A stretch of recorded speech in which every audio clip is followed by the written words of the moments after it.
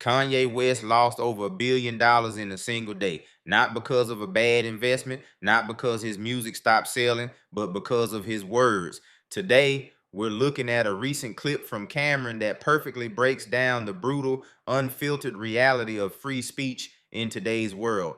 Cameron points out something terrifying. We live in an era where the things you say don't just trend, they become a permanent part of your record.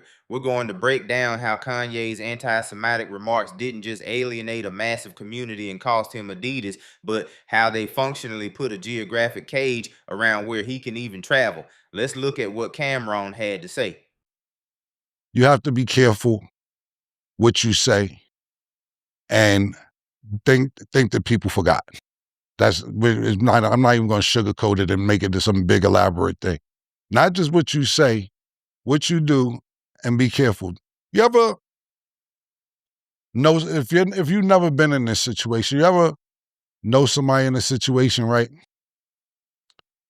They're a felon, and a crime happens, and they didn't do nothing, but niggas is looking at him or her because that's what you're usually known for doing. But you may not even done anything, and you get yourself in predicaments as a young person, sometimes not necessarily even young, as somebody I'll say naive, and now you're in a predicament, and years later you're paying the consequences for it. It's called on your jacket, right, Pete? Now you gotta wear it on your jacket. Cameron uses a powerful analogy here, wearing it on your jacket. In the street, your reputation precedes you, even if you weren't the one who pulled the trigger. In the digital age, your words are your felony record. There is no statute of limitations on the internet. When Kanye went on his media tour making anti-Semitic comments, a lot of people tried to brush it off as Ye just being Ye or an artist being provocative. But this wasn't art, it was alienation. He directed harmful rhetoric at the Jewish community, and in doing so, he fundamentally altered his jacket forever. We often forget that words are actions. You don't have to physically harm someone to do damage that lasts a lifetime. And the scariest part about this digital jacket, you don't even get to tailor it yourself. The algorithms, the screen records, the blogs, they stitch it together for you. It becomes your permanent footprint. The very first thing an employer, a business partner, or even a new friend sees before you ever get the chance to introduce yourself. The question for all of us is, what are we currently putting on our own jackets that we might have to wear a decade from now? Drop a comment below. Do you think the internet has made society too unforgiving, or is this just pure accountability? I brought this up because before I came into the show today, I seen Kanye West. He had a great show. It looked like in California, 3 nights back to back, and he's about to go to the United Kingdom to do the show. And I'm not sure exactly what their president's called. It's not the president, it's the emperor, the prince, whoever the head of the United Kingdom said. Kanye isn't even allowed in the country. I don't know why they even talking about a concert. We're not letting a nigga in the country because of his anti-Semitic statements. This is where the rubber meets the road. It's one thing to get canceled on Twitter. It's an entirely different reality when a sovereign nation looks at your rhetoric and says, you are a liability and you cannot enter.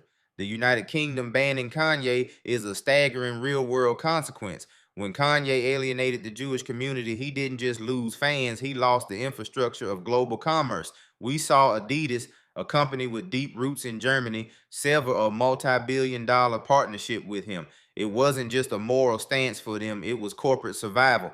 You cannot proudly align yourself with hate speech and expect international borders and publicly traded companies to roll out the red carpet. Think about the mechanics behind the scenes of a global brand or a massive stadium tour. You have insurance companies, logistics teams, and corporate boards all evaluating risk on a daily basis. When your name becomes a trigger for public backlash, your risk profile becomes completely uninsurable. It doesn't matter how many millions of views you pull or how dedicated your core audience is. If the entities funding the operation feel like their own bottom line is threatened, they pull the plug immediately. Cameron saying, I don't know who booked the guy is telling the promoters, the venues, the governments. Nobody wants to hold the bag for someone whose words bring chaotic, damaging energy. Your talent can get you in the room, but your character dictates if they let you stay. And, we had a conversation about Kanye last week about, um, him saying he was part-time gay when it's convenient. And now his words are coming back to haunt him when it's time to do business. And, this has been maybe 2 years since this happened, since he got dropped from Adidas, maybe 2, maybe going on 3. Not 3, it's maybe a year and a half, 2 years. But it's coming back to haunt him. You just can't say and do whatever you want. Remember they used to be like free speech, free speech? Nah, nigga. Them days of free speech is definitely over, and you have to pick your words wisely.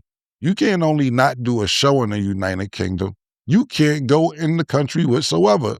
The president, and pardon me if I'm not saying his title correctly, said, I don't know who booked the nigga. That's what the nigga said. They said, who booked it? Who booked the nigga to come into this country? Because that wasn't going to happen. And then he pulled up a song that he had called Hitler or some shit like that. Adolf Hitler. I forget what it's called. Then he had some other song disrespecting Jewish people.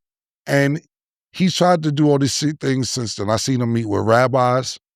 I seen him take out an article in the New York Post, so on and so forth.